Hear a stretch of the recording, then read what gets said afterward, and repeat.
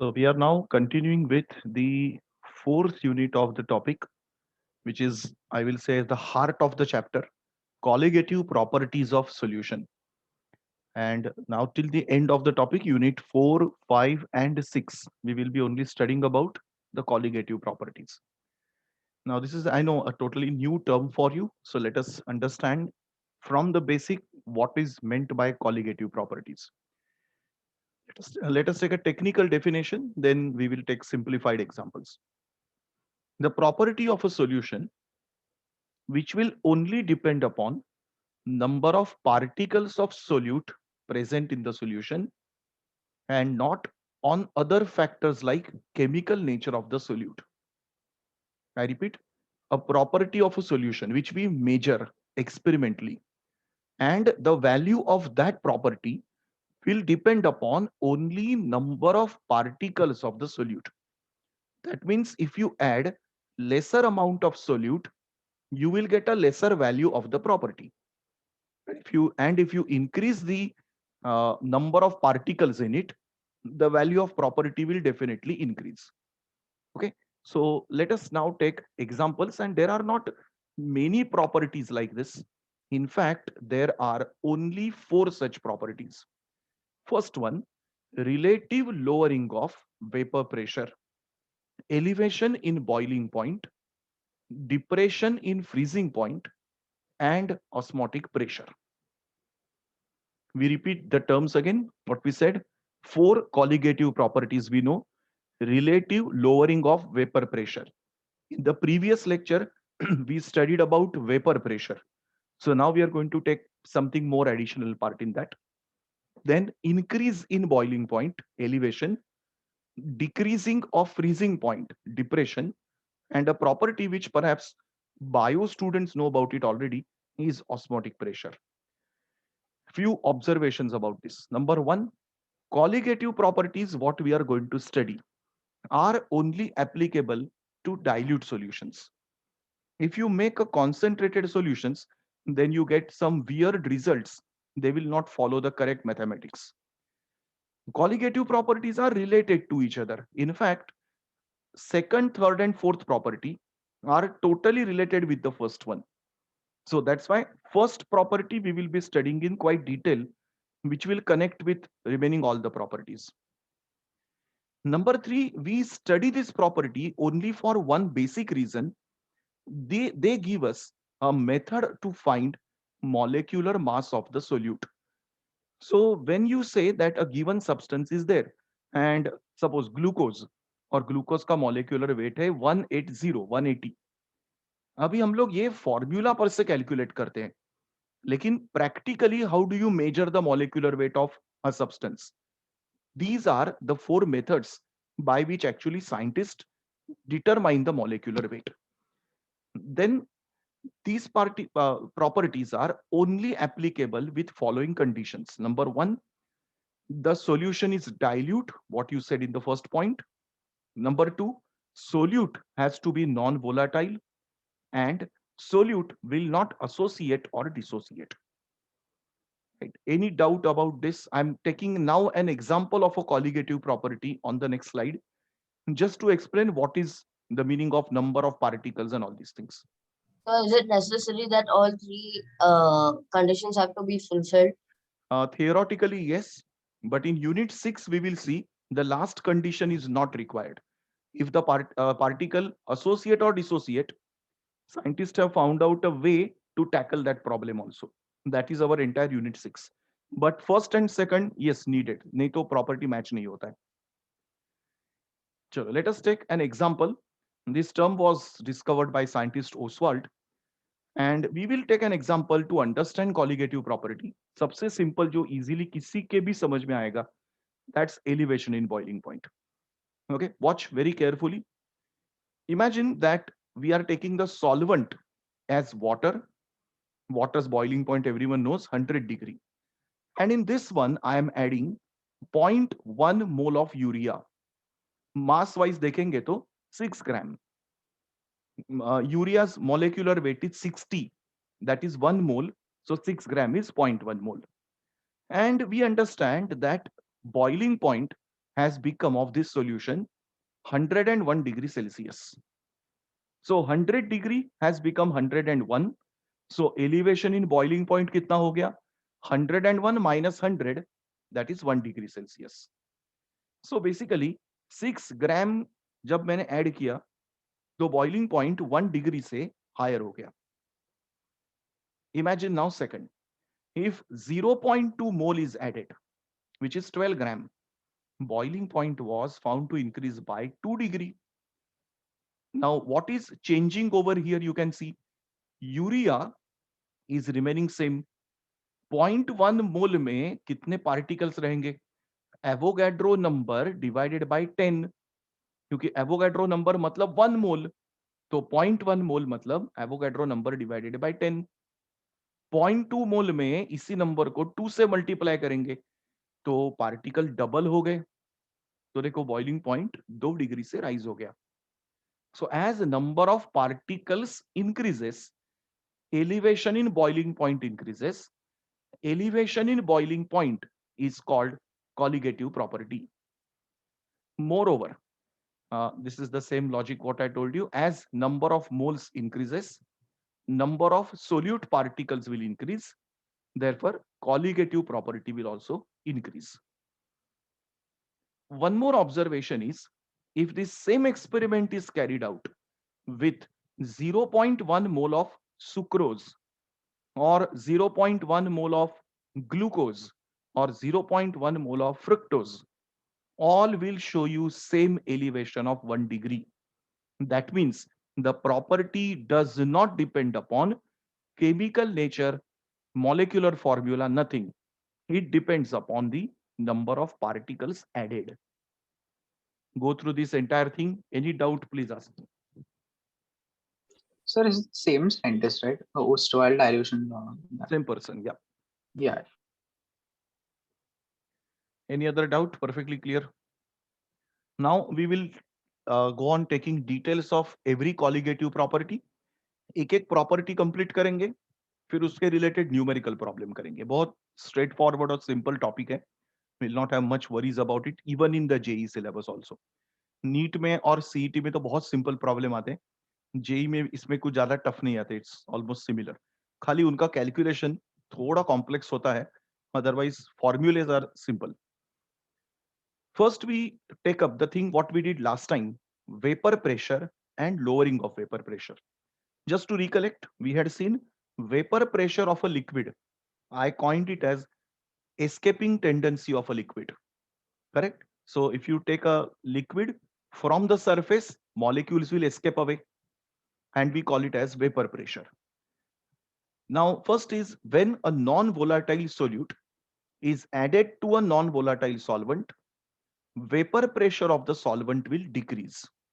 And this is what we call as lowering of vapor pressure. What I mean by this is this way.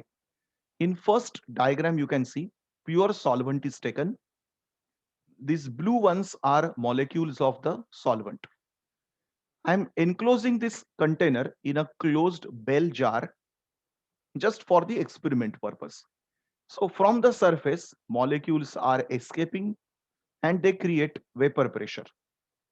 Now imagine to 1 mole of solvent, I am adding 1 mole of solute. So you can see here, these green colored circles which are shown are solute. Now they are going to trap the solvent molecules. So there will be a force of attraction between solvent and solute. Very few molecules will be able to escape out. We say lowering of vapor pressure has taken place. So if P0 is the vapor pressure of the pure solvent before adding the solute, and P is the vapor pressure of solution after adding. What is lowering of vapor pressure? P0 minus P. आपको अगर किसी भी term में exam में confusion होता है तो बहुत सिंपल चीज है, आपको large number minus small number को सबट्रैक्ट करना है. इसमें कोई भी कॉम्प्लिकेशन नहीं होगा. Any doubt up to this? So can you please repeat the experiment? I am enclosing a solvent in a container here. Solvent molecules are escaping. Now I add a solute to it. So because solute is bound by the solvent molecules, very less solvent molecules will escape. So here free vapors were more, that is called the vapor pressure of solvent. Here free vapors are less, so we say that is lowering of vapor pressure. So suppose pure solvent का vapor pressure था, let us say 800, तो यहाँ पे कुछ हो जाएगा 700. So 800 minus 700 is the lowering of vapor pressure. Any other doubt for anybody?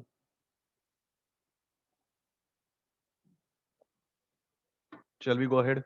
ये हो गया आपका पहला term, lowering of vapour pressure. सिर्फ लोअरिंग. रिमेंबर ये कॉलिगेटिव प्रॉपर्टी नहीं है. आप लोग ऊपर हेडिंग देखना, something different. That is our second property now called relative lowering of vapour pressure. Same thing, only it is a ratio now. Ratio of lowering of vapor pressure to the vapor pressure of the pure solvent. So once again, term के sense में P0 is suppose pure solvent vapor pressure, P है solution का, तो relative vapor pressure is P0 minus P divided by P0. This term is called relative lowering of vapor pressure, and this is found to be a colligative property. मतलब ये number of particle, solute particle पर depend होगा. जितने ज्यादा solute particle, relative lowering आपका उतना increase होते जाएगा. Remember what I said right now, I am repeating here. Lowering of vapour pressure is not a colligative property, but relative lowering of vapour pressure is a colligative property. Just a term to remember, just a formula. और symbols please मत भूलना, ये पूरा topic symbols पर है और ये universal symbols है, मैंने डिस्कवर नहीं किए, ये राउल्ट ने डिस्कवर किए थे, ओसवाल्ड ने, वही अभी तक 100 साल से चल रहे हैं. So we are not going to have any other symbols in your exams also. These are standard universal symbols. I hope this much part is clear. यहां तक कोई प्रॉब्लम नहीं, इजी टर्म्स है. I repeat basic things before I go ahead. Pure solvent का vapour pressure P0, solution का vapour pressure P, P0 minus P lowering, और P0 minus P upon P0 is relative lowering. Don't forget this very simple things. Now we go for the Raoult law, the third Raoult's law, which we are going to have for relative lowering. दो Raoult's law हम लोग ने पहले वाले lecture में किए थे, अभी हम लोग इसके रिलेटेड Raoult's law करेंगे. So condition वही जो अभी बोल रहे थे हम लोग, non volatile solute added to a solvent. So vapor pressure is given as P solution is equal to vapor pressure of solvent plus vapor pressure of solute. But solute is non volatile, तो उसका vapour pressure हम लोग neglect करेंगे. तो equation होगा P solution equal to P solvent. सब लोग है क्लास में, समझ में आ रहा है? Everyone is following? Please focus, I am doing a derivation. So Raoult's law हम लोग ने लास्ट लेक्चर में देखा था, P is equal to P0 into x1, the first basic Raoult's law, if you remember. अभी इसी को हम लोग इस इक्वेशन में सब्स्टिट्यूट करेंगे. बाइनरी सॉल्यूशन के लिए अपने पास दो कंपोनेंट है, सॉल्वेंट और सोल्यूट. तो if you remember, x1 plus x2 is equal to 1. Those who have forgotten everything in the weekend, x is called mole fraction. And if you remember, 1 was a term for solvent, 2 was a term for solute. So if you do this way, then x1 is equal to 1 minus x2. ये क्यों कर रहा हूं मैं? क्योंकि ये x1 अपने को यहां पर है. तो obvious logic is I'm going to substitute now 1 minus x2 over here. P equal to P0 into 1 minus x2. Obvious reflex to this equation is we feel like opening the bracket. क्योंकि ऐसा कुछ देखा तो हम लोग का मन करता है कि ब्रैकेट को ओपन करूं. बिल्कुल नहीं करना है. Control yourself. We have to divide. P divided by P0 equal to 1 minus x2.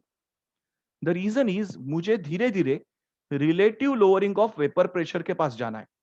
Relative lowering of vapour pressure मतलब कौन सा equation? P0 minus P upon P0. So my derivation logic is like that. So now I'm going to place x2 on one side and this term along with 1. So 1 minus this is equal to x2. Remove this denominator, simplify it, and you can see we are getting an equation for relative lowering of vapor pressure. How we will read the equation? जैसे आपको दिख रहा है, read करो. At a given temperature, the relative lowering of vapor pressure of a solvent on addition of a non-volatile solute is equal to mole fraction of the solute.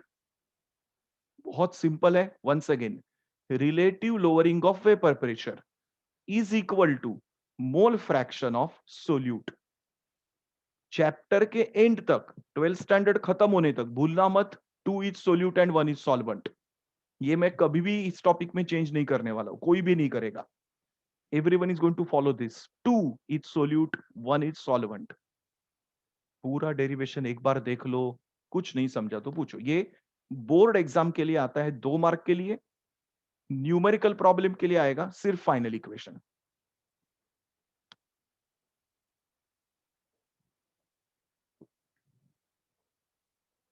Any doubt? एक बार सब steps समझ लो क्या क्या किए हैं हम लोग ने. So, हाँ बोलो. so in the numerical problem, they just give us the value and ask us to find x2. x2 you need to find from Fine, yeah, number yeah. of moles. Yes. PO and P they will give, right? Yes, there are different ways. किसी किसी problem में P0 दिया रहेगा, P unknown रहेगा. किसी में P0 P दिया है, x2 फाइंड करना है. बहुत सारे वेरिएशंस है. I will show you in that numerical problem sheet. ये टाइप बोर्ड एग्जाम का सबसे पॉपुलर टाइप है और जेई और जेई में ज्यादा नहीं आए इस पे प्रॉब्लम्स. नीट में इस पे ज्यादा क्वेश्चंस आए हैं. काफी इजी रहते हैं. You don't need any complication calculations in this. बहुत इजीली वर्कआउट होने वाले सम्स है. Sure, let us go ahead with this once again. The relative lowering we just now saw is given by this. I'm deriving now a second form of it. Because obviously, x2 जो है, it is not a single term. It is made up of number of moles of solute, solvent. तो अभी ये x2 को थोड़ा disintegrate करते हैं हम लोग. Divide करके देखते हैं कि क्या term है. So what is basically x2? N2 upon N1 plus N2. Number of moles of solute upon number of moles of solvent plus solute. 1 is solvent, 2 is solute. हम लोग ने सबसे पहले आज बोला था कि colligative property dilute solution के लिए वर्क होता है. That means solvent is going to be more than solute. So I can obviously ignore the N2 part in the denominator. So x2 हो गया आपका N2 upon N1. But what is number of moles? Weight upon molecular weight. जो मास हम लोग ने लिया है वो और उसका डिवाइडेड बाय मॉलिक्यूलर मास. तो N1 N2 को सब्स्टिट्यूट करो यहां पर इक्वेशन में. P0 minus P upon P0 equal to, सोचो अभी, N2 मतलब W2 अपॉन M2. देखो ये W2 अपॉन M2 और N1 का मतलब है W1 अपॉन M1. तो ये W1 अपॉन M1 था, वो ऊपर चला गया. These are all the terms what I have added. In case you forget, I have given you the meanings here. This is rather more required equation rather than the first one. Numericals के लिए आपको ये ज्यादा required है क्योंकि आपके पास सीधा सीधा सब terms है. Derivation part number 2. This also comes for 2 marks in board exam. Go through it entirely. Terms देखो दिमाग में clear है कि नहीं सबको. Once again I'm repeating. 2 is solute, 1 is solvent. W मतलब mass, M is molar mass. So when I say W2, mass of the solute added. W1, mass of the solvent taken for experiment. M1, molar mass of the solvent. M2, molar mass of the solute. Any doubt? Perfectly clear? बहुत simple derivation है, काफी easy section है, कोई complications नहीं है. Now this section what I'm doing right now, Oswald Walker method, ये HSC वालों के लिए नहीं है. It's just 2 slides, but since it's related, I'm just taking through it. HSC people do not have this in syllabus. JEE में आज तक एक बार सिर्फ इस पे प्रॉब्लम आया है. नीट में आज तक एक बार भी नहीं आया. This method has been explained roughly in NCERT. That's why you have to do this in little more detail. बहुत सिंपल है. Oswald and Walker discovered this method quite long back to determine relative lowering of vapor pressure indirectly molecular masses. अभी उनका पहले arrangement देखना इस experiment का क्या है. This is the water bath they have taken. Water bath is that machine device which will maintain the temperature constant. तो solution के फ्लास्क है यहां पर देखो, और यहाँ पे सॉल्वेंट के फ्लास्क है. थोड़ा कॉम्प्लेक्स है, please understand it very carefully. So यहाँ पे वाटर बाथ में सॉल्यूशन के 3 फ्लास्क दिखाएं, सॉल्वेंट फिल किए हुए 3 फ्लास्क है, और ये सब कनेक्टेड है बाद में यू शेप्ड ट्यूब्स में जिसमें कैल्शियम क्लोराइड प्रेजेंट है. अभी लॉजिक इस तरह से है, इस पूरे एक्सपेरिमेंट का लॉजिक इस तरह से कि हम लोग ड्राई एयर को यहां पास करेंगे. जब ड्राई एयर यहां पे अंदर जाएगी and it will move out, can anyone tell me, will it be dry air or something else? Those who are paying attention can answer and think. Anyone? मैं आपको चाहे तो थोड़ा सिंप्लीफाई करके बताता हूं, शायद इजी लगे किसी को. I am making the diagram easier. This is the solution, a flask containing solution. Like this, multiple flasks are there. I am just drawing one for simplicity. Then there is another flask with solvent here. And then there is that U-shaped tube containing calcium chloride. ये मेरा simplified version मैंने draw किया इसका. Okay, अभी ऐसा है कि हम लोग यहाँ पे एक पाइप के थ्रू एयर पास कर रहे हैं. वो एयर आगे ऐसे जाएगा, इस तरह से आगे जाएगा. तो एयर पहले जाएगी यहां पर अंदर, यहां से बाहर निकलेगी, फिर वो जाएगी यहां पर, फिर यहां पर, और फिर यहां पर.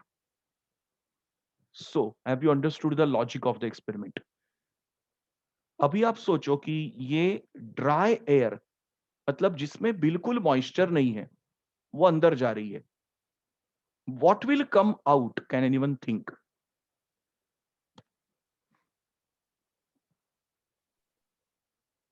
रिया प्लीज सोचो थोड़ा. चलो आपको, हाँ, और एक हिंट देता हूं. ये सॉल्यूशन है, इसके ऊपर क्या प्रेजेंट रहेगा? सॉल्वेंट के वेपर्स प्रेजेंट रहेंगे. Everyone agrees? और यहां पर क्या प्रेजेंट रहेगा?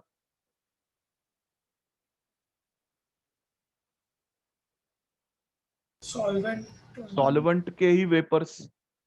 अभी थोड़ा और सोचो, किस में वेपर्स ज्यादा रहेंगे? सॉल्वेंट में, क्योंकि इसका वेपर प्रेशर ऑलरेडी कम हो गया है, लोअरिंग ऑफ वेपर प्रेशर. सो यहां पे वेपर प्रेशर है P0, यहां पर वेपर प्रेशर है P.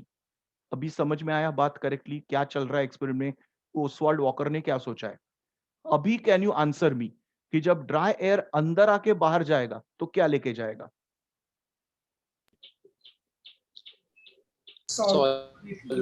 The vapours of the solution, मतलब सॉल्वेंट. सो अभी dry air plus vapours collected from flask number 1, ये सब ट्रैवल होके अंदर जाएंगे, फिर से यहां से भी वो कलेक्ट करेगा. तो dry air, vapour number 1 plus vapour number 2 from here, अभी आएगा वो कैल्शियम क्लोराइड में। कैल्शियम क्लोराइड का क्या होता है property? To absorb the moisture. So वो पूरा V1 और V2 वो यहां पे ट्रांसफर कर देगा, और बाहर क्या जाएगा? Dry air once again. अभी लॉजिक आया कुछ समझ में? दिमाग की बत्ती जली सबकी? क्या कर रहा है ओसवाल्ड Yes. वॉकर ने? यहां से वेपर कलेक्ट किया, यहां से वेपर कलेक्ट किया, यहां ट्रांसफर किया। अब ये एक्सपेरिमेंट एक बार या 5 मिनट के लिए नहीं होता है। This is done for several hours, like 7 to 8 hours they did the experiment. What they found was calcium chloride का जो ट्यूब था उसका मास इंक्रीज हो गया, और इन दो ट्यूब्स का मास क्या हो गया रहेगा? डिक्रीज। क्योंकि धीरे धीरे हम लोग ने मॉइस्चर को यहां से निकाल के यहां धीरे धीरे ट्रांसफर कर रहे हैं। So there is a loss in the mass, there is a gain in the mass. जिनको इसका स्क्रीनशॉट लेना है ले सकते हैं, then I will go for experimental details. Any doubt about experimental setup? It's a very slow experiment they did. Original जब version उन्होंने किया था उन्होंने पूरा 24 आवर्स से एक्सपेरिमेंट किया था। They've ensured that everything is properly transferred. चलो, let us now come back and see if you follow these two lines along with diagram. एक बार रीड कर लो।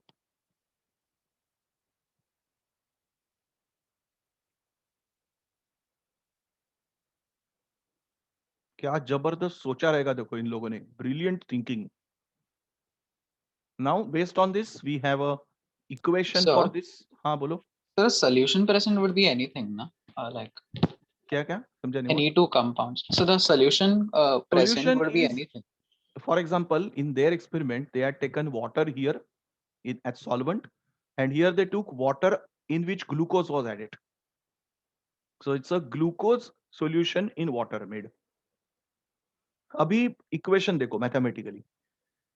Loss in the weight of solution bulb is proportional to the vapor pressure of solution. इसमें उतना ही loss होगा जितना वो vapour pressure मतलब free vapour रहेगा, और सॉल्वेंट का बल्ब का जो लॉस है वो सॉल्वेंट माइनस सॉल्यूशन का रहेगा, क्योंकि ये ट्रांसफर हो रहा है 2 बार। सो फाइनली उन्होंने इक्वेशन निकाला, loss in the mass of solvent bulb upon total mass loss is equal to relative lowering of vapour pressure.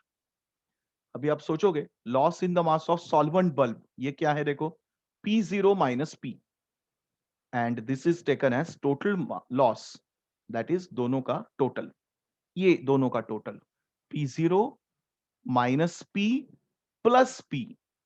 So P और P कैंसिल हो जाएगा, डिनोमिनेटर में आएगा P0। Have you all understood what I said? I just repeat this equation here. Loss in the mass of solvent bulb मतलब second equation, नीचे वाला equation total loss मतलब P0 minus P minus P, ये दोनों हम लोग ने add किया है। So this is sorry plus, so that is equal to P0 minus P upon P0. You can say this is nothing but relative lowering. अभी इससे हम लोग एक्चुअल फॉर्मूला रिलेट कर सकते हैं जो पहले किया था, that is equal to X2 and we can find the molar mass.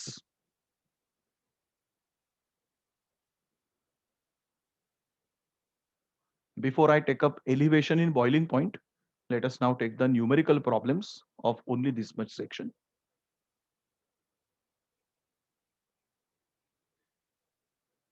These are our sums from page 22 of our book. Read the first one.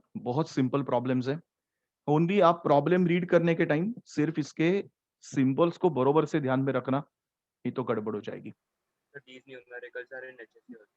HSC, JEE, NEET, CET सब जगह है, सेम है टाइप, इसमें कोई अलग नहीं है। Everything is common in this portion.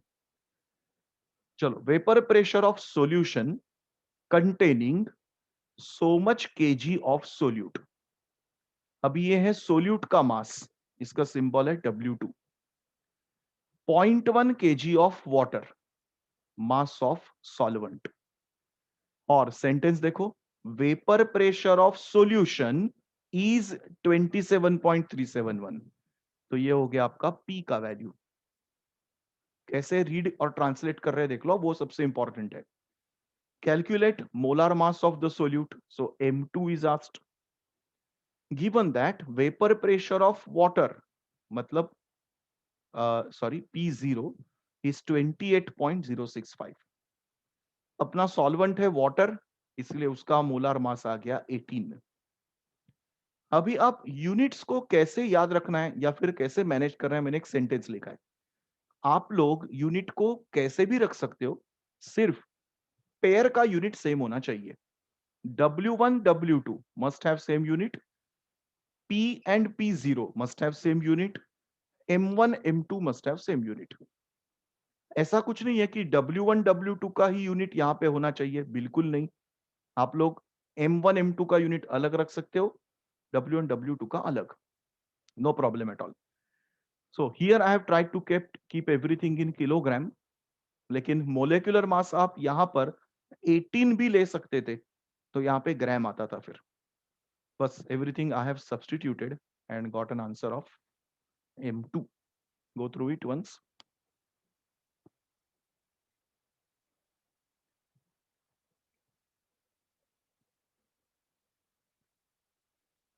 Today I am giving for printing the next books for you.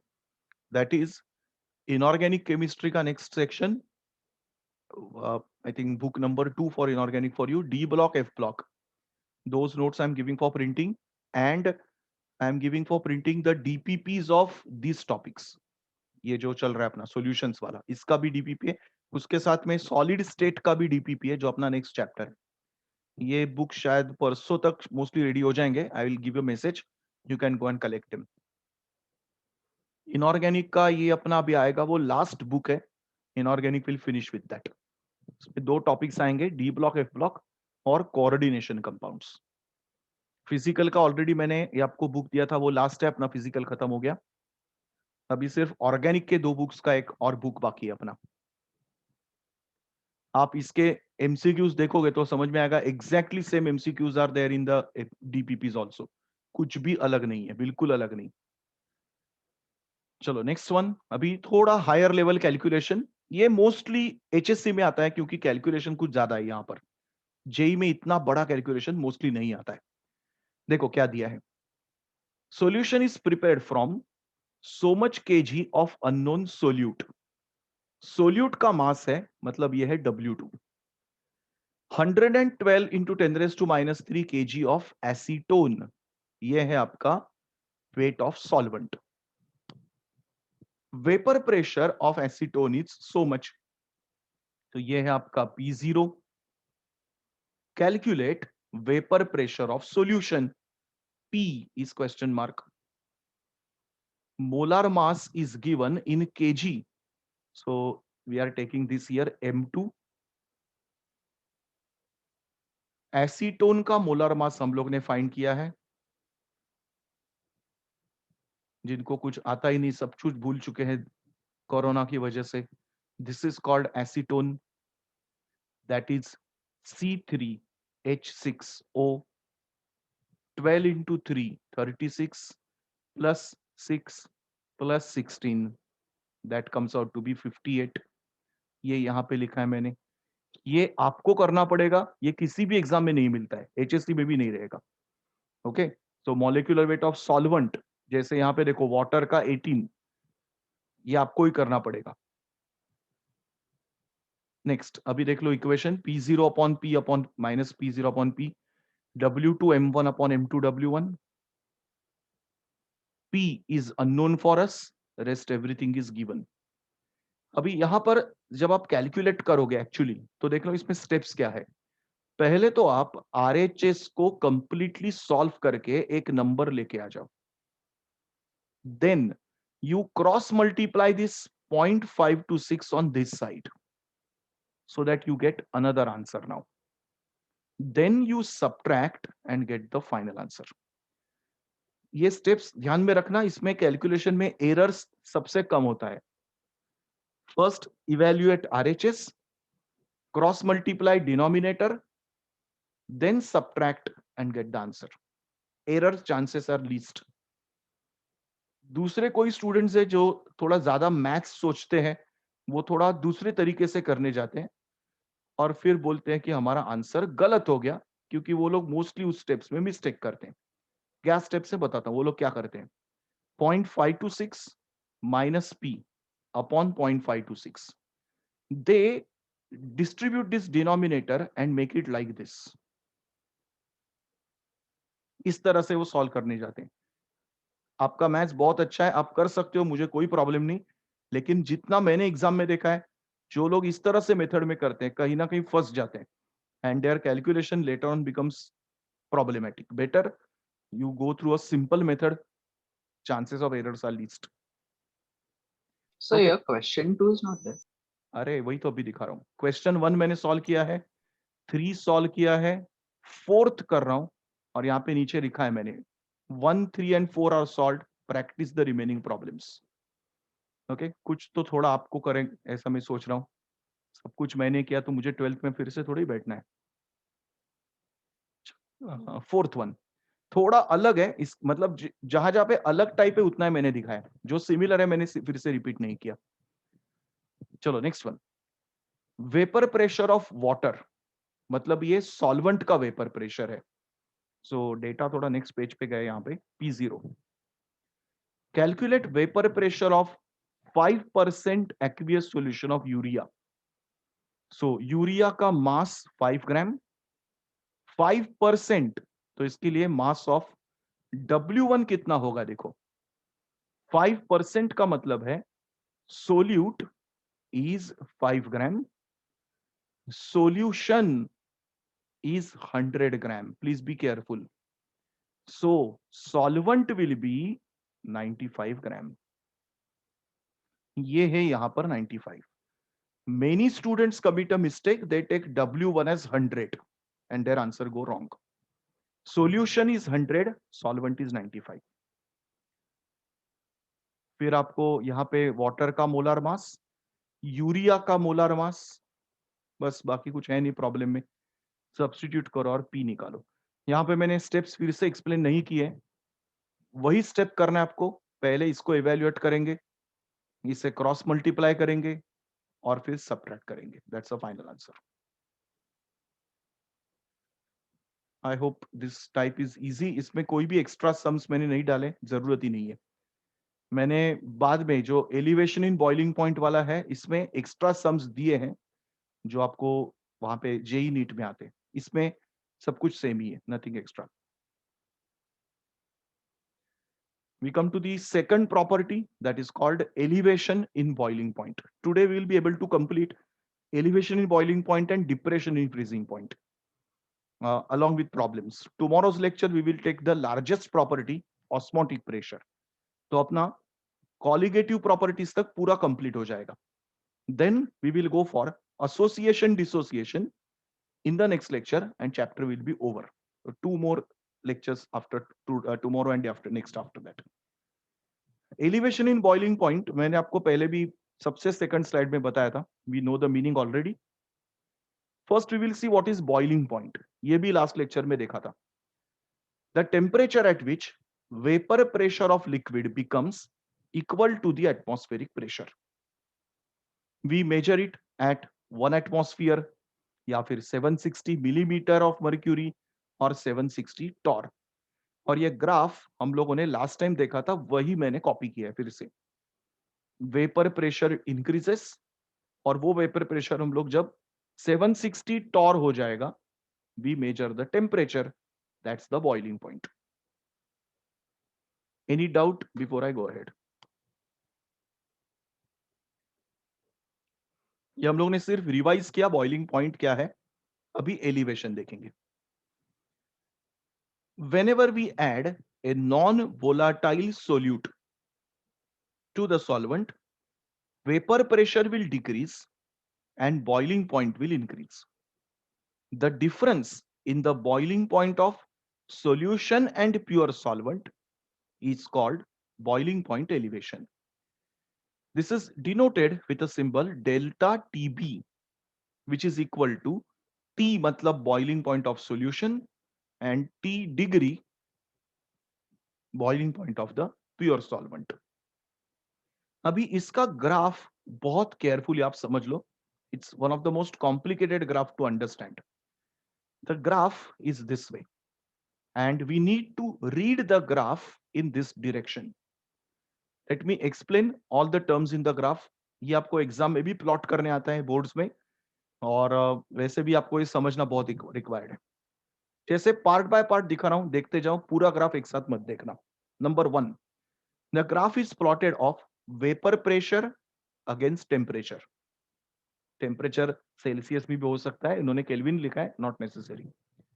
हम लोग ये डिमार्केशन यहां करेंगे 1 एटमॉस्फेयर कहां पर है. इसके लिए 1 एटमॉस्फेयर, बिकॉज वो प्रेशर पे लिक्विड आपका बॉईल होने लगेगा. अभी हम लोग सॉल्वेंट का लाइन देखेंगे.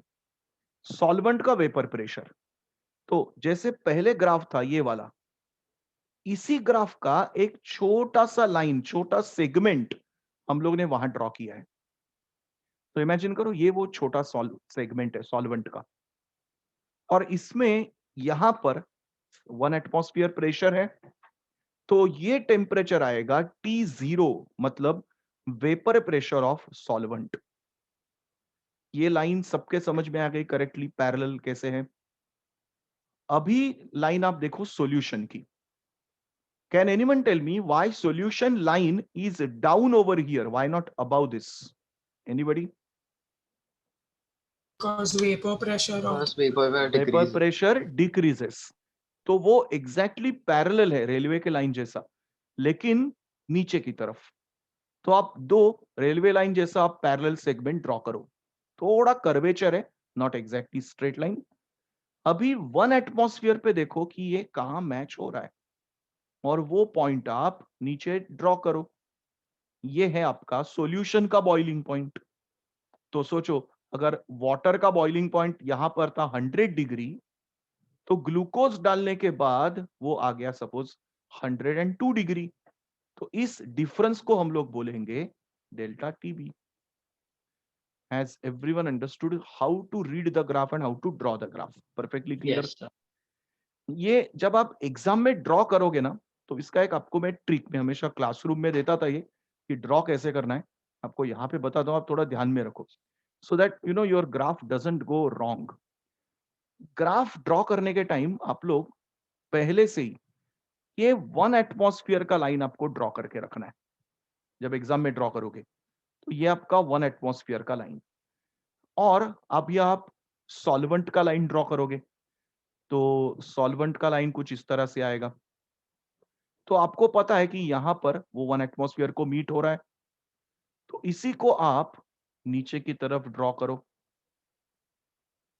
तो ये आपका बन गया boiling point of pure solvent. अभी आपको ड्रॉ करना है सॉल्यूशन का line.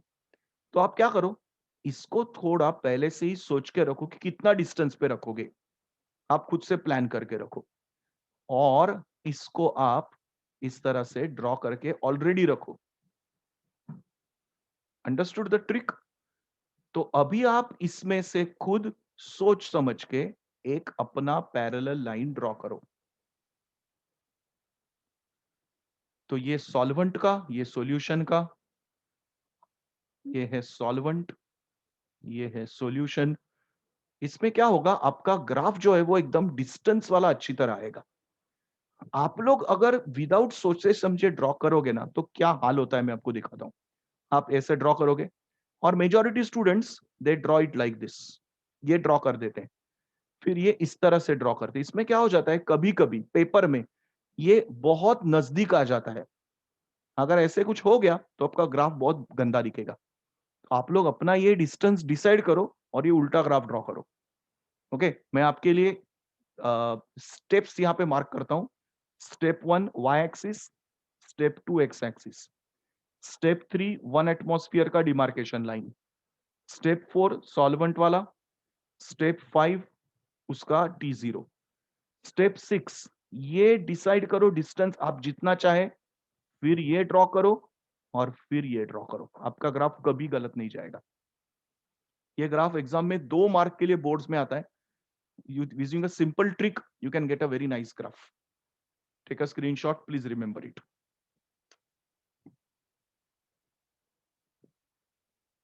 All right, everyone clear with this? चलो और थोड़े कंक्लूजन्स इस पर देखते हैं। जो मैंने आपको पहले ही बोला था वही फिर से है। Non volatile solute is added, so vapour pressure will decrease. अभी vapour pressure of solvent will be greater than vapour pressure of solution. और अगर आपको याद है तो vapour pressure and boiling point are inversely proportional. That's why boiling point of solvent will be lesser than that of solution. We take up mathematical expressions for these now. Elevation in boiling point. बहुत सारे equations हैं, इसमें आपको किसी का भी derivation नहीं है, आपको सिर्फ इक्वेशंस याद रखने हैं। इसके डेरिवेशंस बीएससी में होते हैं, काफी लंबे डेरिवेशंस होते हैं इसके, लेकिन लकीली आपको नहीं है। Not even in Mains, NEET, Advanced कहीं पे भी नहीं है। फर्स्ट जो अभी देखा था, delta TB equal to T minus T zero. Next, delta TB is found to be proportional to molality. अभी मोलालिटी क्या है एक बार एक्सप्लेन करता हूं। The proportionality constant is KB here, boiling इसके लिए B लिखा है।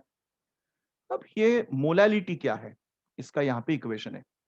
मास of the solute, molar mass of the solute, mass of the solvent taken, multiply by factor 1000। आपको अगर याद है मोलालिटी क्या था, हम लोग एक बार रिवाइज कर लेते हैं। मोलालिटी क्या थी इक्वेशन में?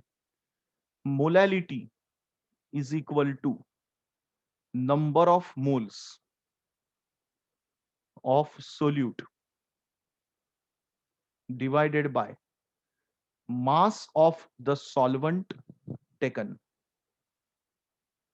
कंपल्सरी ये किलोग्राम में होना चाहिए। तो अभी आप टर्म सोचो, number of moles of solute मतलब mass upon molar mass. Solvent का मास है W1, किलोग्राम में करने के लिए हम लोग मल्टीप्लाई करते हैं 1000 से। ये है मोलालिटी का इक्वेशन। अभी आप सोचो, मैंने आपको इक्वेशन दिया था delta TB equal to KB into M। So delta TB equal to KB W2 1000 upon M2 into W1। मैंने सिर्फ मोलालिटी का फॉर्मूला ऊपर सब्स्टिट्यूट किया और कुछ भी नहीं किया। जिनको चाहिए एक्स्ट्रा इक्वेशंस के लिए स्क्रीनशॉट लेके रखना, वहां पर भी है, इट्स आइडेंटिकल।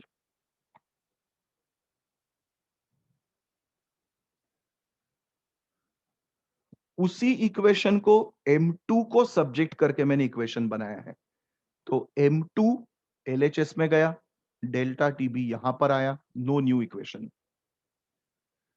ये लास्ट का जो फॉर्मूला है ये नीट और जेई में कभी कभी आता है। ये क्या है मैं आपको बताता हूं। पहले तो देख लो ये KB क्या है, यहां पर आ जाओ। T is boiling point of solution, T0 solvent, delta TB elevation, M is molality.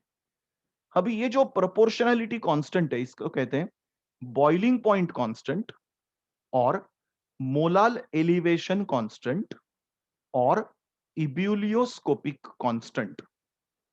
They can use any one of the terms in numerical problems. Boiling point constant, molar elevation constant, ebullioscopic constant. तो ये जो KB है ये most of the time आपको exam में दिया रहेगा। बहुत रेयर केस में जेई में या फिर नीट में वो लोग KB को आपको कैलकुलेट करने को बोलेंगे, तभी उसके लिए ये फॉर्मूला मैंने दिया है।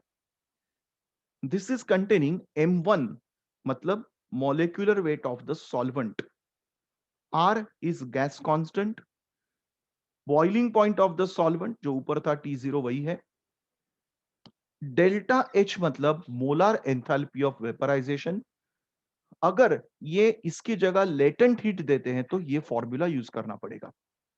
लेटेंट हीट अगर होगी तो देखो फॉर्मूला में M1 नहीं है, ये मैं इसका प्रॉब्लम आपको दिखाऊंगा आज एक्स्ट्रा प्रॉब्लम में कैसे टैकल करते हैं इसको, don't worry about this.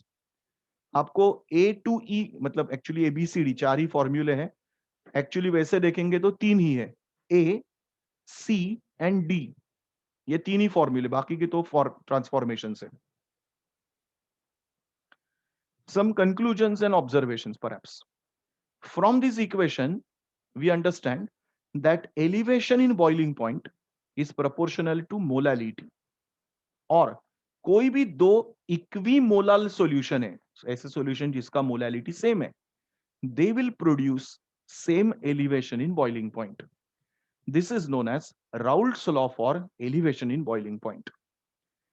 Molal elevation constants आपको न्यूमेरिकल्स में लगेंगे, इसके लिए मैंने एक रेफरेंस टेबल दिया है, ये नोट्स में नहीं है, ये आपके रेफरेंस बुक्स में रहता है, टेक्स्ट बुक में रहता है, बिल्कुल बाय हार्ट करने की जरूरत नहीं है। वाटर का सबसे ज्यादा हम लोग को सब प्रॉब्लम में लगेगा, इसके लिए वो चाहे तो याद रखो 0.52, लेकिन बाकी तो बिल्कुल बाय हार्ट मत करना, not necessary at all. This was all about elevation in boiling point. एक बार प्रॉब्लम देख लेते हैं इसके, then will go for last one, depression. Otherwise चलो डिप्रेशन पहले दिखा देता हूं, जब दिमाग में एलिवेशन है तो शायद डिप्रेशन इजी लगेगा। पहले देखते हैं फ्रीजिंग पॉइंट का definition. Anyone can define what is freezing point of a solvent? So the temperature at which the liquid becomes a solid. Correct. Like freeze. Liquid becomes a solid. ये हो गया आपका school level का definition. अभी हम लोग ने जैसे बॉइलिंग पॉइंट का भी हायर लेवल डेफिनेशन दिया था वेपर प्रेशर के सेंस में, वैसे ही फ्रीजिंग पॉइंट का हम लोग को अभी वेपर प्रेशर के सेंस में डेफिनेशन देना पड़ेगा। The temperature at which vapour pressure of a solid becomes equal to the vapor pressure of liquid. So liquid आपका solidify हो गया, freezing, तो दोनों का वेपर प्रेशर इक्वल हो जाएगा। आप ग्राफिकली इसको देख सकते हो इस तरह से। अभी ये बहुत डिसीविंग ग्राफ है, बहुत फंसाने वाला ग्राफ है, क्योंकि हम लोग हमेशा ग्राफ को लेफ्ट टू राइट रीड करते हैं। अंडरस्टैंड, ये आपको राइट टू लेफ्ट रीड करना है, क्योंकि हम लोग फ्रीजिंग कर रहे हैं, कूलिंग कर रहे हैं, तो सबसे पहले टेम्परेचर यहां पर होगा कुछ।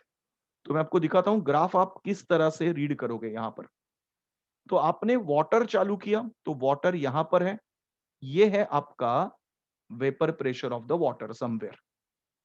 आपने कूलिंग चालू किया, देखो इस तरह से, तो आपका ग्राफ इस तरह से नीचे नीचे आने लग गया, और यहां पर सब्सटेंस हो गया आइस। तो ये जो टेम्परेचर है, ये टेम्परेचर मतलब उसका फ्रीजिंग पॉइंट 0 डिग्री सेल्सियस। ये समझ में आ गया? मैंने रीड ऐसे क्यों लिखा है, बहुत ध्यान से देखना, क्योंकि ये हम लोग कूलिंग के टाइम ग्राफ रीड कर रहे हैं।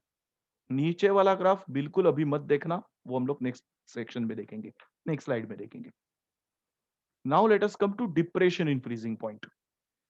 वही चीज है, non volatile solute is added, vapour pressure decrease होगा। तो इक्वेशन अभी कैसे है देखो, can you see an opposite equation over here, it is T0 minus T, क्योंकि सॉल्वेंट का फ्रीजिंग पॉइंट हायर था, सॉल्यूशन का भी कम रहेगा डिप्रेशन। डेल्टा टीबी हो या डेल्टा टीएफ, वैल्यू पॉजिटिव आनी चाहिए, इसलिए आपका आंसर इस तरह से लिखा है। ग्राफ देख लो कैसे है, और इसी को भी आपको रिवर्स में ऐड करना, रीड So करना your है। freezing point is directly proportional to vapor pressure. Vapour pressure is always Yeah. Always always yes. अभी ये ग्राफ भी देख लो आप कैसे है, और पार्ट बाय पार्ट दिखाता हूं। ये आपका लिक्विड सॉल्वेंट मतलब प्योर वाटर लिया है, तो वाटर को हम लोग ने फ्रीज किया, यहां पर उसका सॉल्यूशन सॉलिड में कन्वर्ट हो गया, तो ये है आपका वाटर का फ्रीजिंग पॉइंट। अभी सॉल्यूशन आपने बनाया, तो सॉल्यूशन का वेपर प्रेशर उसी के नीचे पैरेलल रेलवे के लाइंस जैसे मैंने बोले थे, तो ये भी अभी जाएगा और आगे कहीं पे फ्रीज हो जाएगा, उसका vapour pressure sorry freezing point यहां पर। Is it understood? ये ग्राफ भी ड्रॉ करने के टाइम आपको क्या करना है, मैं आपको ट्रिक दिखाता हूं। तो ये ग्राफ भी रॉन्ग जाने का काफी सारा चांस होता है। इसमें आप सबसे पहले एक्सिस जब ड्रॉ करोगे तो आपका ग्राफ कैसे था, मैं स्केच दिखा रहा हूं यहाँ पे। आपका ग्राफ ऐसे था, ये लाइन, फिर ये ऐसे, फिर ये लाइन ऐसे। अभी इसमें प्रॉब्लम ऐसे हो जाता है कि ये आपका सॉल्यूशन का फ्रीजिंग पॉइंट और ये आपका सॉल्वेंट का फ्रीजिंग पॉइंट, ये काफी नजदीक आ सकते हैं। सो आपको क्या ड्रॉ करना है समझ लो। ड्रॉ करते वक्त आप लोग पहले ये सॉलिड वाला लाइन ड्रॉ करो इस तरह से, और आपको जहां चाहिए आप वहां पर फ्रीजिंग पॉइंट पहले मार्क कर लो। सपोज ये मेरा वाटर का है और मुझे यहां पर सॉल्यूशन का दिखाना है, so that I get a very nice delta TF value. Trick समझ में आया सबको? अभी आप सॉल्वेंट वाला ग्राफ ड्रॉ करो, चलो इस तरह से।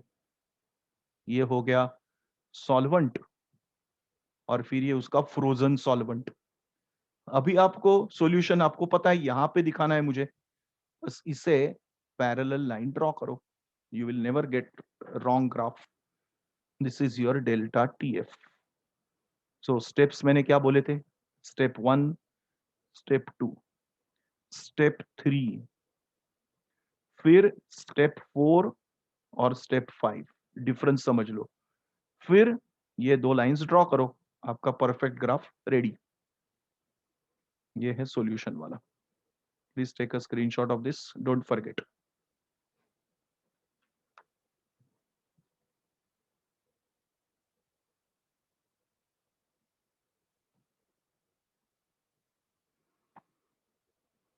चलो, with this let us go for the next part of it, related stuff.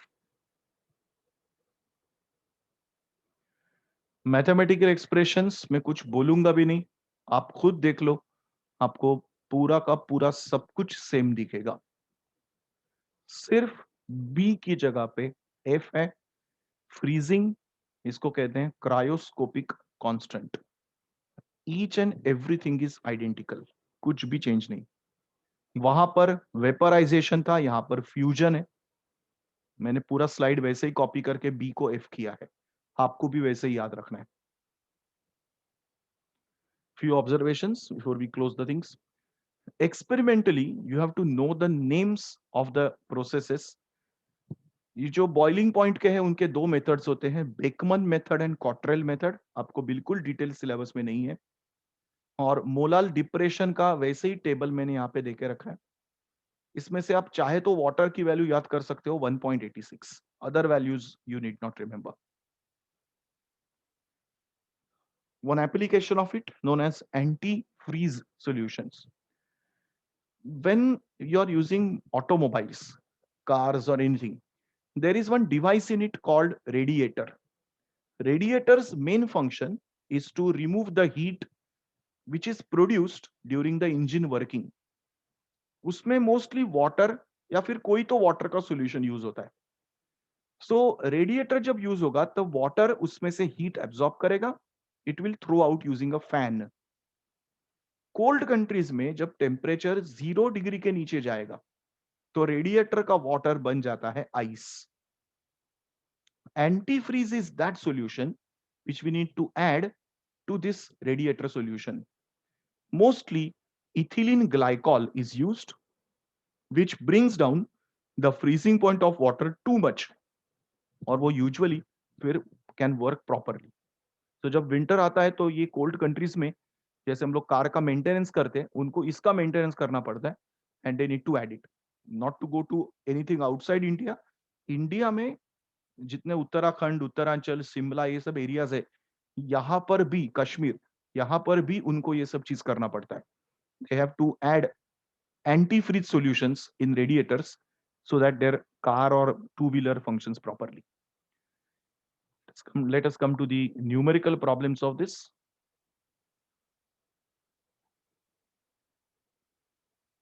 I have solved 3 sample questions from delta TB, not a single from delta TF. ये सब आपके सॉल्व करने के लिए रखा है। आपको आज काफी सारा होमवर्क आने वाला है, which like last time you need to submit it otherwise कल का लेक्चर भूल जाओ, आना मत लेक्चर में, मैं अलाउ नहीं करूंगा।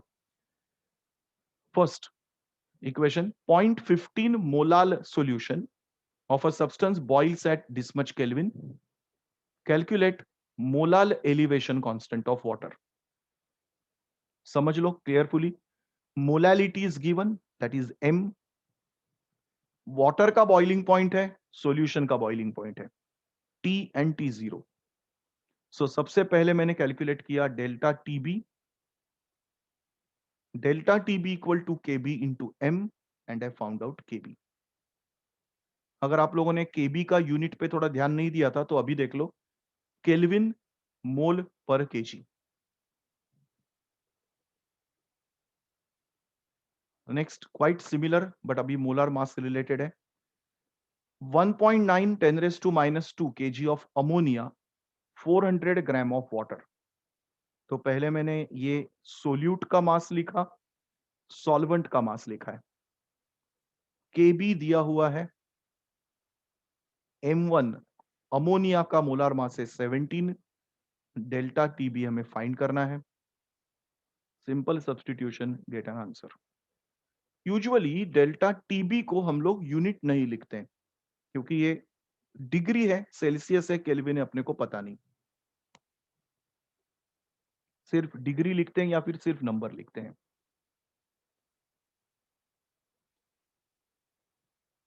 All of you on your own go through this problem. Tell me if you do not understand.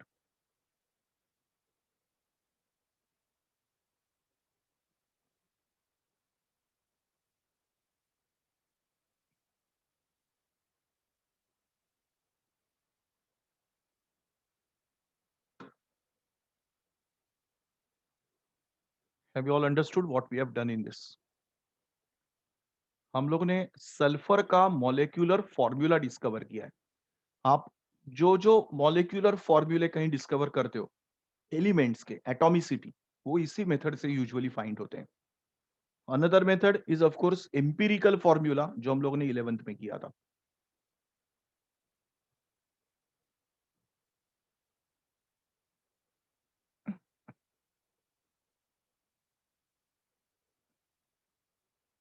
यहाँ पे ये करेक्शन है, 10⁻³ है, नॉट 103।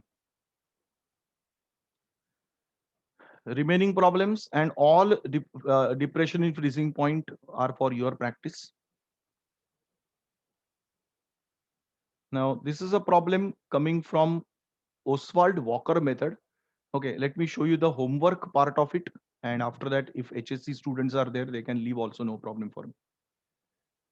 Homework carefully समझना, और ये submit नहीं किया तो please don't enter in remaining lectures of this week. I'm very blunt and frank. Note down the page numbers. We are on unit number 4, page 20 पे आज आपका सेक्शन चालू हुआ है। Colligative properties, vapour pressure, lowering, relative lowering, ये सब किया। तो आपका फर्स्ट होमवर्क यहाँ पे आता है। आप लोग जब ये सॉल्व करोगे तो यहाँ पे मैंने 5 प्रॉब्लम दिए, शायद मैंने 2-3 सॉल्व किए थे। तो आप लोग सॉल्व करने के टाइम ये पूरा सेट सॉल्व करके रखना, and do not have a feeling कि ये अरे यार ये तो HSC है, मैं क्यों करूं। प्लीज डोंट फील, ये टॉपिक वहां और यहां सेम है, इसलिए सबको दे रहा हूं होमवर्क। तो ये आएगा पेज 22 का 5 sums, page 22 5 sums, then elevation वाले सम्स जो अभी दिखाए मैंने, वहां पे 7 सम्स है, उसमें से मैंने 3 सॉल्व किए थे। ये है पेज 25 7 सम्स, और फ्रीजिंग पॉइंट के आइडेंटिकल है 7 सम्स। सो ये 7 आपको पूरे के पूरे मैंने नहीं दिए, तो आपको सॉल्व करना है 7 सम्स एंड 7 14, इसमें से 3 सॉल्व किए हैं और उसमें से। Everyone is clear about this? Anybody has book right now in front of you? Can you just repeat the homework pages what I said so that we can send this on the group? Page number 22, page number 25, I think. 7 problems. And 27. 27 ना, Yes, sir. 7 problems. और ये पहले वाले कितने थे? 5 5. 5। तो इसमें से सब आपको तो नहीं है सॉल्व करने, बाकी तो मैंने किए हुए हैं। तो वो सॉल्व वाले आप सीधा वहां से कॉपी कर सकते हो। तो ये आपका होमवर्क है, to be submitted before 3 PM tomorrow. 4 o'clock का क्लास है, मैं आपको 3 बजे तक टाइम देता हूं। आपको बहुत बिजी लोग हैं, मुझे पूरा पता है, लेकिन फिर भी आपको इतना टाइम दे रहा हूं। जो लोग नहीं है कल क्लास में, उनको एंट्री नहीं मिलेगी, सीधा सीधा बोल रहा हूं। Don't bargain, don't have anything, don't give any excuses. I will not give excuse also. I will not put a list also who have submitted. मेरे पास नोट करूंगा, जिसका नाम नहीं है सीधा क्लास में अलाउ नहीं करूंगा। ये वैलिड है आपको, अगर सबमिट नहीं किया तो ट्यूसडे लेक्चर गया आपका, वेडनेसडे लेक्चर में मत आना, फ्राइडे लेक्चर तक लोनावाला घूम ले जाना।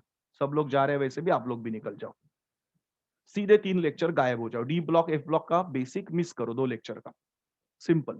Is it all right? ये समझ में आया?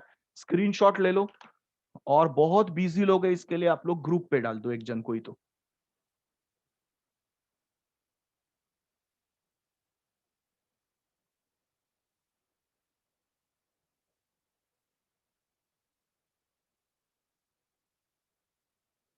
Done. We go for last 1 or 2 sums which are only for JEE and NEET people. HSC people, if not interested, Sir, can can you leave. go Their back class is 1 over. minute? Pardon? Can you go back 1 minute? Yeah. अरे आएगा, group पे आएगा, कोई ना कोई निकालेगा।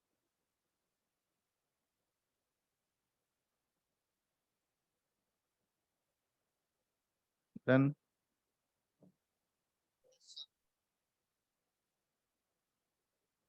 So you're gonna send the PDF? right now after class, yes, देख प्रियज ने भेज भी दिया। थैंक यू प्रियज। चलो अब भी भेजता हूँ, मतलब सेकंड लेक्चर होने के बाद भेजो कि अभी भेज दूं? सेकंड लेक्चर के बाद भेजता हूँ, 7 बजे भेजता हूँ, खत्म हो गया तो। नहीं तो ये देख के सेकंड लेक्चर वाले आएंगे ही नहीं, बोलेंगे मिल गया अपने को सॉल्यूशन। ये सम है अपना ओसवाल्ड वॉकर वाला, ये बहुत बड़ा सम है, तो मेजॉरिटी स्टूडेंट ये सम देख के डर जाते हैं। बहुत सिंपल है, इनफैक्ट कोई टफ नहीं है। देख लो स्टेप्स, क्या क्या दिया है। Current of dry air was bubbled through a bulb containing so much gram of organic compound in so much gram of water। ये current of dry air bubbled, ये फ्रेज देखा ना तो समझ जाने का ओसवाल्ड वॉकर का प्रॉब्लम है। और एक हिंट है, अनहाइड्रस कैल्शियम क्लोराइड वर्ड दिखेगा आपको, ये पूरे सिलेबस में और कहीं नहीं है, इधर ही है सिर्फ। तो आगे देखो, loss in the mass of bulb in water, मतलब ये सॉल्वेंट बल्ब का मास लॉस है 0.8087। फिर गेन इज सो मच। बस, तो पहले ये दो से अभी आप P0 अपॉन P फाइंड करो। P0 minus P upon P0 is this formula of Oswald walker. मैंने अभी इसको फाइंड नहीं किया, आप एक्चुअली कर सकते हो, यहाँ पे एक नंबर भी निकाल सकते हो, मैंने ऐसे ही रख दिया है। फिर इसको हम लोग सब्स्टिट्यूट करेंगे N2 upon N2 plus N1। This you need to be cautious. हम लोग सब जगह पे N2 अपॉन N1 करते हैं डाइल्यूट सॉल्यूशन करके, और डिनोमिनेटर के N2 को याद है हम लोग इग्नोर करते थे। ओसवाल्ड वॉकर में वो नहीं करना है, आपको पूरा लेना है एक्यूरेट आंसर के लिए। तो फिर N2 मतलब W2 upon M2, M1 N1 is W1 upon M1। फिर सब को सब्स्टिट्यूट करके ये कॉम्प्लिकेटेड कैलकुलेशन से आपको ये आंसर आएगा।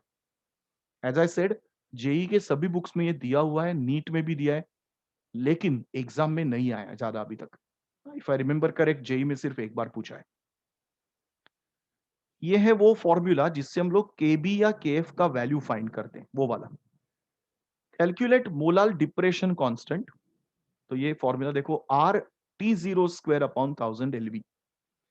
आर की वैल्यू 8.314। टेम्परेचर सेल्सियस में है, उसे पहले केल्विन में कन्वर्ट करो। 1000 इंटू LV, LV दिया है, बस आंसर मिल जाएगा आपको। Now comes one of the most important one, separation of ice problems. ये सबसे जेई और नीट के बहुत पॉपुलर सम्स है। क्या दिया है देखो, calculate the amount of ice that will separate out on cooling a solution containing 50 gram of ethylene glycol in 200 gram of water. पहले लॉजिक समझ लो इस प्रॉब्लम का क्या है। आपके पास 200 ग्राम वाटर दिया हुआ है, उसमें आपने 50 ग्राम का इथिलीन ग्लाइकॉल को ऐड किया, मिक्स किया। इस सॉल्यूशन को आपने -9.3 डिग्री पर फ्रीज किया। अभी ऐसे होने वाला है कि you are passing down 0 degree Celsius. तो 0 डिग्री पे वाटर जो था उसका तो आइस बनेगा। तो जब तक आप इस टेम्परेचर पे आते हो, कितना आइस आपका सेपरेट हुआ रहेगा वो आपको फाइंड करना है। You will experience this even at home when you get ice cream and you eat it in a restaurant और शॉप डायरेक्टली। आप देखो आइसक्रीम कितना सॉफ्ट रहता है, फ्लफी रहता है। हम लोग क्या करते हैं, आइसक्रीम को घर पे लेके आते हैं और रेफ्रिजरेटर में रखते हैं, और अगर 2 दिन बाद आप खाओगे तो देखो आइसक्रीम कितना हार्ड हुआ रहेगा घर में। Anybody knows a reason for it, why it happens that way? Ice cream, Because when you हाँ store it in refrigerator, the upper हाँ, door, the temperature is very low out there. So कहाँ then, पे? अपने refrigerator में? नहीं, हाँ अपने refrigerator में ना सर। कितना रहता है अपने रेफ्रिजरेटर का टेम्परेचर? Anybody, any idea? अपना जो फ्रीजर होता है ना, फ्रीजर, उसका temperature around 0 to 4 degree Celsius होता है फ्रीजर का। ओके, अभी आइसक्रीम का नेक्स्ट टाइम कभी भी आप कुछ कप या कोन, या अभी भी घर पे रहेगा तो बाद में चेक कर लेना, उस पे इंस्ट्रक्शन लिखा रहता है ice cream should be stored at -18 degree Celsius. तो आप ये टेम्परेचर आपके घर में मिलेगा ही नहीं, आपको किसी भी रेफ्रिजरेटर में नहीं होता है। ये सिर्फ रेस्टोरेंट्स के फ्रिज में जो आइसक्रीम का रेफ्रिजरेटर है उसमें रहता है। तो अभी आप सोचो कि आप 18 डिग्री, -18 डिग्री वाले आइसक्रीम को टेम्परेचर इंक्रीज कर रहे हो। आपको लग रहा है अरे मैं 0 पे रखा है, लेकिन 0 पे है ही नहीं वो, -18 से आपने उसको इंक्रीज कर दिया। तो क्या होगा, उसमें आइसक्रीम में जो वाटर था वो सब आइस में कन्वर्ट होगा, Increase making minus making your 19, 20 or minus 16, 15. 16, 17, 18 depends, but 18 is standard for all ice creams. So basically -18 से आप 0 पे लेके आए उसको, तो उसका आइस सब सेपरेट होगा, और आपका जो आइसक्रीम है लाया हुआ वो रॉक की तरह हार्ड होगा। This is what you are saying, ice separated is how much. ये प्रोसेस समझ में आया करेक्टली? क्या है आइस सेपरेशन? मतलब जब आप और लो टेम्परेचर से हायर टेम्परेचर पे लेके आते हो तो उसका जो वाटर रहेगा वो सॉलिडिफाई हो जाएगा।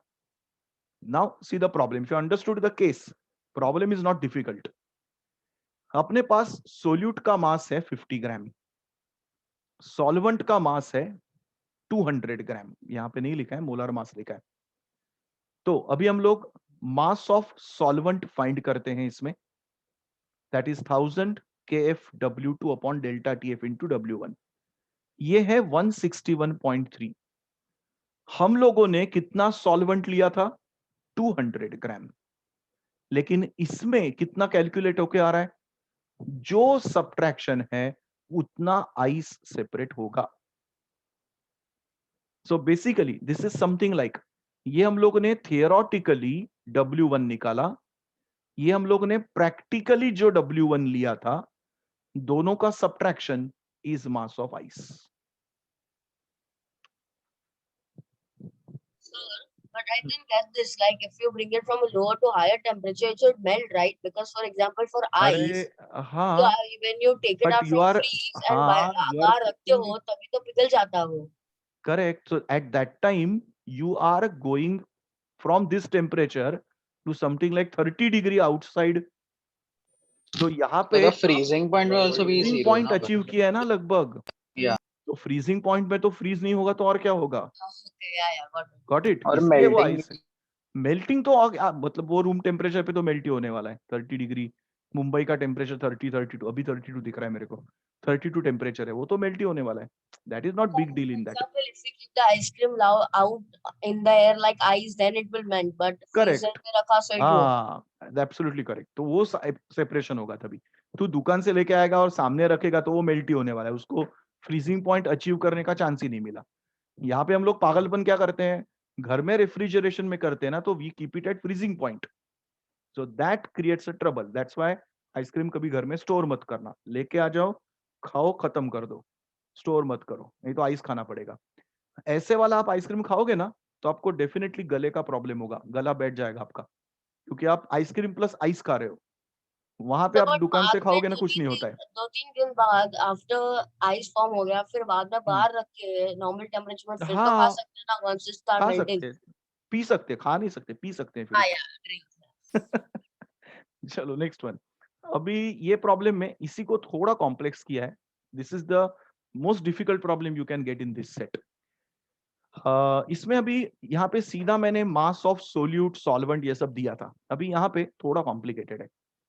1000 ग्राम of 1 molar solution of sucrose is cooled, maintained at some temperature. How much ice will be separated? So here masses which are given are not straightforward. They are little bit complicated. So that's why we need to be very careful in this. अभी देखो क्या क्या दिया है। पहले तो 1 molal का meaning क्या है। 1 मोलाल इज मोलेक्युलर मास पर 1000 ग्राम ऑफ वाटर। तो मास ऑफ सॉल्यूशन हो जाएगा 1000 प्लस 342, दैट इज 1342। मतलब 1342 gram of solution contains 342 gram of sucrose. So 1000 gram will contain how much? Logic ये क्यों किया, इसका लॉजिक बताता हूं। हम लोग को दिया है कि अपने पास 1 मोलाल सॉल्यूशन है और उस 1 मोलाल का अमाउंट है 1 किलो, 1000 ग्राम। तो मैंने पहले क्या कैलकुलेट किया कि 1 मोलाल में सुक्रोज में क्या सॉल्यूशन का अमाउंट है, 342 gram sucrose, 1000 gram water. I repeat, 1 molal का मीनिंग है 1 मोल इन 1000 ग्राम सॉल्वेंट, ये डेफिनेशन है। शुगर का 1 मोल मतलब 342, तो इसका मतलब है 342 gram sugar plus 1000 gram water. तो टोटल मास ऑफ सॉल्यूशन हो गया 1342 ग्राम। अभी इस 1342 ग्राम सॉल्यूशन में 342 ग्राम शुगर है, लेकिन मुझे दिया है सिर्फ 1000 ग्राम, तो उसमें शुगर कितना होगा। तो अगर इतना शुगर का मास है तो वाटर का मास कितना है, सब्ट्रैक्शन। अगर ये सबको ओके है तो ही मैं आगे जाता हूं। Then last part is same as the previous problem. अभी आप कंपेयर करो, मुझे ऐसे ही दिया था 50 ग्राम इथिलीन ग्लाइकॉल, 200 ग्राम वाटर, और मैंने ये प्रॉब्लम किया था। वही नंबर मैंने अभी बहुत मेहनत से यहां फाइंड किया है। अभी मेरा लास्ट पार्ट वही है बस। ये मैंने मास ऑफ वाटर फाइंड किया, ये नंबर थियोरेटिकल था, ये नंबर प्रैक्टिकल है, दोनों को सेपरेट किया, इतना आइस सेपरेट होगा।